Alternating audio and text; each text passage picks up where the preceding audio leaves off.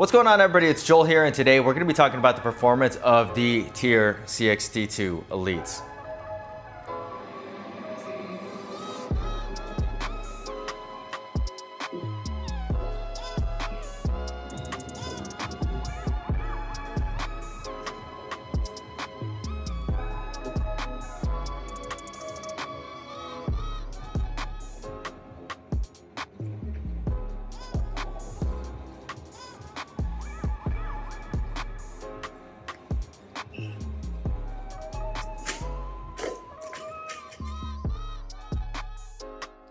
All right, so a few weeks ago, I did a first impressions video on the CXT-2 Elites. If you have not watched that video, I definitely recommend that you check that out before you watch this video today.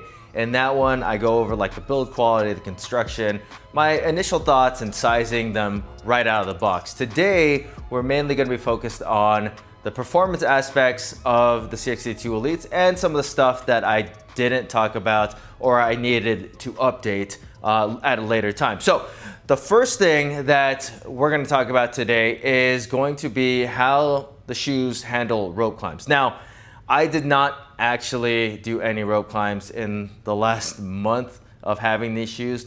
It's like the only thing that I didn't do, but to be honest with you, I'm not too worried about how these shoes are going to do for rope climbs because the outsole and the TPU wrap are the exact same between the Elites and the normal ones. And I tested this exact pair and they held up just fine. The outsole did not delaminate from either the stability wrap or the bottom part of the shoe, and the upper held up great. Now, the Elites do have a new upper. It's a dual layer mesh. It's kind of like a film. It's a lot more durable than it looks. I actually had done a video yesterday talking about the same things, but the video just wasn't very good and I needed to reshoot. So that's what this video is. But yesterday I took a knife to my CXT Elites and I'll probably cut that clip in right now. So here we go.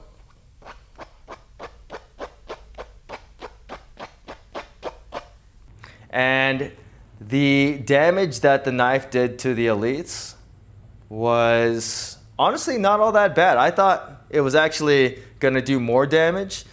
There is definitely some wear there. This is a pretty extreme example of wear testing. Obviously, a rope is not nearly as acute of like impact as a knife would be, and it's obviously not going to be as sharp. There's definitely going to be more friction and there's going to be heat. But with this test, I think it's pretty clear to say that these are going to hold up against rope climbs just fine. Now, another thing that I was kind of unsure about was how I wanted to size the CXT-2 Elites. So they did send me both the 10.5 and an 11, probably because they knew that these shoes ran small. They had initially told me that the 10.5s would break in after the forefoot foam just kind of packs in a little bit. And I really did my best to wear the 10.5s despite them being very tight. And sure enough, they did open up a little bit, but that doesn't really affect the way that the shoes fit that much. It kind of opens up the volume in the toe box a little bit so you get more space for your toes top to bottom.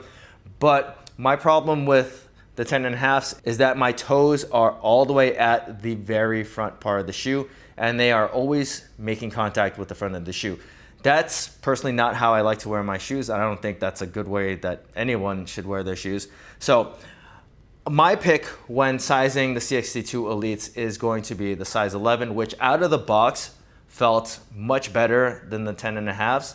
But the thing that I was worried about with the 11s was if they were to break in, would they become too loose? And that just was not the issue. I think that they broke in and they fit still very comfortably. So if you're coming from your CXT-2s, I would recommend going with a half size up. If you're coming from Rad, Strike, Metcon, definite half size up. Now, another factor on why I prefer the size 11 compared to the 10.5 is because of the toe spring angle. So naturally in the 10.5, my foot will sit further forward, and it makes the toe spring on the shoe a little bit unwieldy. On the size 11, it's definitely still there, but it's a lot more controllable because my feet just get pushed back just a little bit more, and I find that I don't get pitched forward as much with a size 11 than I do with a 10.5. Okay, so now that that's out of the way, let's talk about the performance of the CXT-2 Elites. So the things that differentiate the Elites from the normal CXT-2s are going to be the upper, the forefoot foam, and the inclusion of the carbon plate. The carbon plate runs from the midfoot to the forefoot on this shoe. It's not a full-length carbon plate. The first thing that these shoes do better than the normal CXT-2s is that they are just far and beyond a better running shoe. The normal CXT-2s are, in my opinion, pretty god-awful to run in. They don't really have any kind of forefoot foam, which I think is good for lifting, but is not so comfortable when it comes to running, especially if you're somebody like me and you have a mid forefoot strike. Not only do the CXT-2s have a better forefoot foam, they do have that 100% Pebax foam in the forefoot, but they also have more foam overall. You have a 3mm increase of foam in comparison to the normal CXT-2s. Now, the heel foam is the exact same. It's still the same high density compression molded EVA foam. It's the same feel at the heel of the shoe from that end due to the TPU stability wrap. So it can be a little bit clunky. If you are a heel striker, you're probably not gonna notice as much of a difference as if you are a forefoot striker, but you will definitely get the benefit from the carbon plate when you're transitioning from heel to toe. Now, that carbon plate is not something that is automatic. It's something that you actually have to put some kind of work into using to get anything out of. It's just like a carbon plated running shoe where you still have to have some kind of mechanics to utilize it. It's not something that you're gonna get a benefit from if you have kind of weak feet or kind of lazy technique. But where it really helps is for your more dynamic movements. So we're talking about box jumps, double unders, even burpees. The forefoot flexibility on this shoe is not great out of the bat, but if you're using it to pop up onto your feet when you're doing burpees, it really reduces the amount of strain that is going through your muscles. So LSU was the third party that did the testing on the CXT-2 Elites. They're the ones that came up with the 25% increase in vertical propulsion or jumping. And they also came up with a 29% increase in prolonged performance. That, I think, is probably going to be the X factor on the CXT-2 Elites. The 25% increase in vertical force is probably there, but it just kind of depends on what you're doing. If what you're doing is plyometric movements like box jumps, burpees, broad jumps, things where you're explosive, you're using your body weight, then I think that you'll see the benefit for that. But where I think you're really gonna see the benefits of the CXT-2 Elites is in just lasting power throughout a long workout. Where I noticed the CXT-2 Elites helped me out the most was really just at the end of a workout. You're just gonna notice that you have a little bit more bounce in your step when doing things that would normally be on the fatiguing side. Obviously, you're gonna be tired, fatigue's gonna set in, but these just help you out and getting those extra reps in. And most importantly, they help you out for subsequent workouts. So I noticed this the most after I did a workout that had 60 dumbbell thrusters, 25 calorie row, and 30 burpee box jump overs for 3 rounds. That is a lot of work being done to your legs. And at the end of this workout, I thought that I was going to be completely dead. But after the workout was all said and done, I noticed that my legs were not completely fried and I could have probably done another workout. Now, would I have wanted to do another workout? Probably not. But if you're somebody that has to do another workout, say you are doing a competition, you got another workout to do in a couple hours, maybe an hour or so, then these shoes keep you fresher longer and give you that actual lasting power to survive a whole competition day. All right, so an area that I was initially expecting the carbon plate to be more helpful for was when it came to lifting. But the makeup of the shoe doesn't really make the carbon plate that effective, or as effective as I thought it would be when it comes to lifting. And the reason I say that is because with the CXT-2 Elites, you do have more foam in the forefoot. That foam is not only softer, but it's obviously more plentiful than on the normal CXT-2s, which feel a lot more grounded in the forefoot. It gives you a lot more tactile feedback because it's a little bit closer to the ground. Now, when you add some kind of fodder in there between your foot and the ground, it's gonna make the shoe feel a little bit more vague. Obviously, you have the carbon plate to offset that vagueness, but it never really feels like your toes are connected to the ground when you have these shoes on. I think it's less noticeable if you're doing weightlifting singles, where you can properly set up every single time. You really can drill down the technique, but it's a little bit tricky when we're thinking about barbell cycling, doing multiple reps, touch and go reps. It's not that big a deal if you're in the middle of the workout and you have like a light or moderate weight and you're doing single reps, but it's something that I noticed would throw off my timing when I was doing repeated reps or barbell cycling. Another thing that adds on to that unsteadiness is that toe spring angle. Now, I mentioned this earlier with the sizing, the 10.5s would end up pitching me more forward than the 11s. The 11s, I feel like I can get a more grounded feel in the toe, but either way you cut it, the toe spring angle on this shoe is fairly aggressive. And there's a distinct point on the shoe where the shoe's gonna wanna rock you forward if you put pressure down towards your toes. As it stands, the shoe is more midfoot and heel heavy. And so if you're standing straight up, you're gonna notice that you're gonna be kind of sitting back into the shoe where your toes kind of get pulled off the ground. Now, when you go to grab down at the floor and create some kind of pressure with your toes, you'll rock the shoe up. So you kind of get stuck in this limbo point. Now, when you're doing weightlifting singles, like I said, it's not as big a deal, but if you are jumping around, you're doing your barbell cycling movements, you'll feel like you're just constantly rocking back and forth, which is not such a good thing. All right, now while I say that the toe spring angle and the forefoot foam take away from the overall lifting experience of the CXT-2 Elites, which they do in my opinion, but I was still able to lift very heavy and proficiently in these shoes.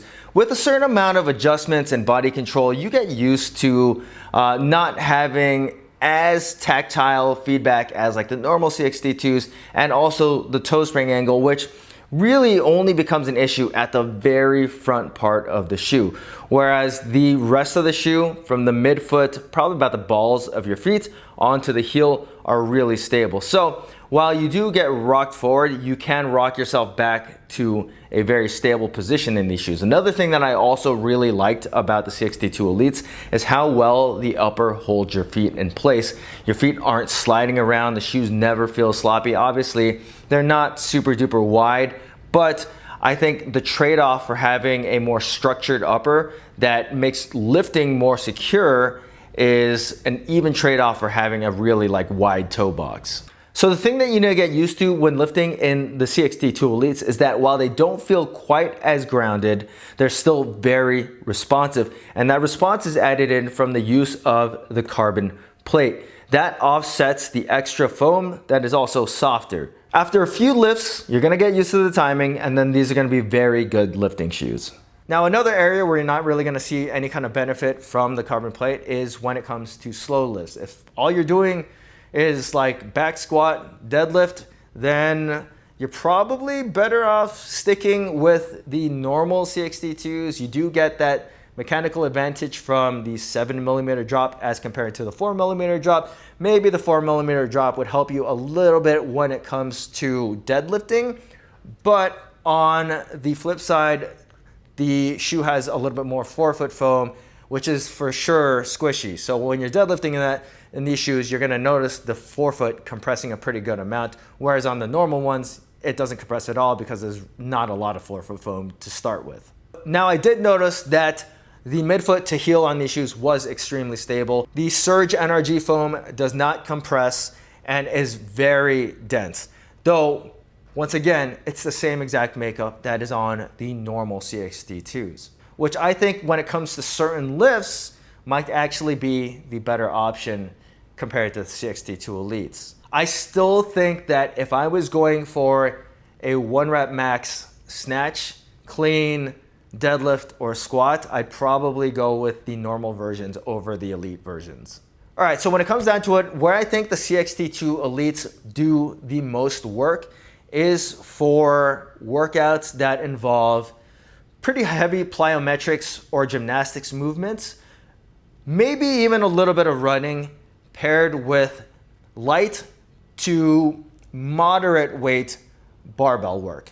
So if we are thinking light enough to where the shoes don't even matter and you're really just trying to get a ton of reps in, or moderate weight where maybe doing fast singles is better than doing touch and go reps, excluding shoulder to overhead. I think that these shoes do well with shoulder overhead no matter how you cut it. Then I think that you'll see a lot of benefit out of the CXT-2 Elites. You're gonna get a lot more lasting power. You're gonna get some kind of benefit from having that softer forefoot foam and having the carbon plate built into it. You're not really gonna notice like the shortcomings of the toe spring angle pitching you forward. At the end of the day, are the CXT-2 Elites worth $225? That's a 50% increase over the normal CXT-2s. Per LSU's testing, they said that it's a total of 22% of increased performance. I don't know how they gauge that, but I think that's probably pretty accurate. I don't think that these shoes are 50% better than the normal CXT-2s. And it really kind of just depends on who you are and what you're doing for me to even recommend this shoe for you. I think all in all, it is a better shoe than the normal CXT-2s. But like, once again, there are certain things that it might not be that great for. Now, if you were somebody that competes often and you have money to win from doing these competitions, there's absolutely no doubt in my mind that the CXT-2 Elites are the best competition shoe and that you should spend the money on these. Typically in competitions, they're gonna be light to moderate weight barbells, and then you're gonna have them paired with burpee box jump overs, box jumps, double unders, and maybe even some kind of run. But typically that's gonna be it. So you'll never really find yourself in the way of the shortcomings that the shoe has. And sure, you can absolutely do 1 rep maxes in these shoes. I just think that there are probably better and cheaper options to do those 1 rep maxes in.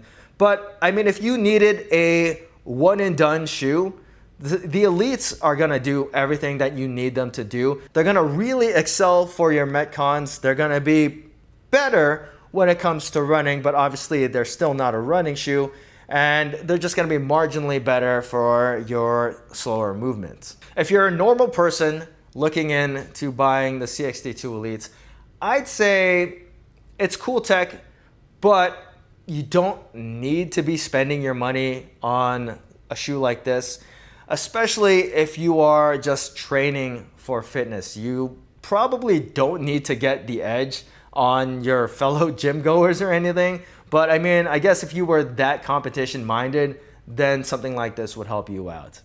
And chances are, if you're a normal guy like me and you're looking at these shoes, you probably have a ton of other shoes that you could also use when you need to cover up the flaws of this shoe. Now, $225 is a lot of money for like I said before, you can't even call this a training shoe anymore. It's more of a fitness shoe. But you can at least expect this to last one season. It's not made up like one of those super shoe running shoes where the foam degrades pretty quickly over time. Obviously, you're putting a ton more miles in a running shoe compared to something like this, which has only a small patch of that supercritical foam, and honestly, you don't have to worry about the plate on this shoe getting looser over time. So something like this will last you probably about the same amount of time that a normal shoe would last you, which is right about a year. And you don't actually have to spend all that money on a shoe to get a great training experience out of one. There's plenty in the mid-range of $150, $130 that you can get, and you can train proficiently day to day. This shoe though was made for competitions, and I think that if you are looking at a shoe to do competitions in, there's no better option. So if you guys have any questions about the TYR CXT-2 Elites, feel free to leave them in the comment section. And as always guys, please hit that like button, subscribe, and thanks for watching.